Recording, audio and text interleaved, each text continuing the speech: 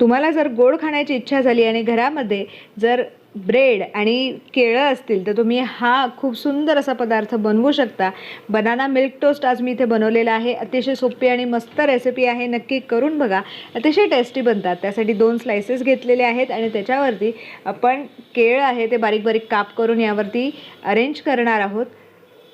अशा पद्धतीने मी अरेंज केलेलं आहे आणि फोकच्या मदतीने आपण मॅश करणार आहोत। हलकंसं मॅश करायचं आहे। खूप मस्त आणि सुंदर हा पदार्थ बनतो, नक्की बनवून बघा।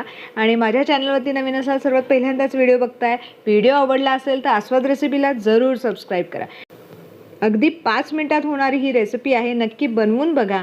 आणि जेव्हा बनवाल तेव्हा ती कशी जमली मला कमेंट करून सांगायला विसरू नका। 1 चमचा बटरमध्ये दोन्ही बाजूने आपल्याला हे ब्रेड जे आहे ते भाजून घ्यायचे आहेत आणि याच्यानंतर आपल्याला दुधाचा वापर करायचा आहे।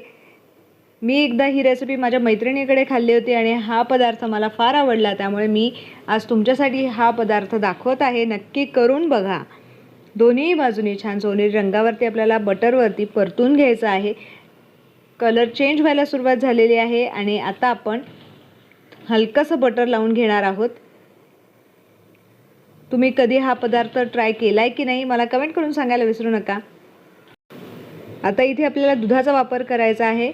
गॅसची फ्लेम लोच ठेवायची आहे। थोडंसं दूध घालून घेऊयात आणि आपल्याला हे ब्रेड जे आहे ते दुधामध्ये सोक करून घ्यायचं आहे। अतिशय टेस्टी असा हा ब्रेड टोस्ट बनतो, नक्की करून बघा ही रेसिपी। दोन्ही बाजूनी आपल्याला छानपैकी या दुधामध्ये याला सोक करून घ्यायचं आहे।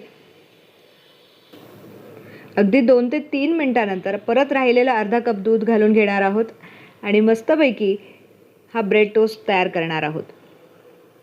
आहा, खूपच सुंदर सुगंध सुटलाय आणि मस्त दिसतोय हा ब्रेड टोस्ट। इझी पण आहे आणि क्विक पण आहे, ही रेसिपी नक्की करून बघा। सर्व करून घेऊया। सर्व करताना तुम्ही चॉकलेट सॉस किंवा त्याच्यावरती कंडेन्स मिल्कचा वापर करू शकता आणि याचा आस्वाद घेऊ शकता। Thank you for watching my video. परत एकदा भेटूयात अशीच एक छान आणि मस्त रेसिपी घेऊन।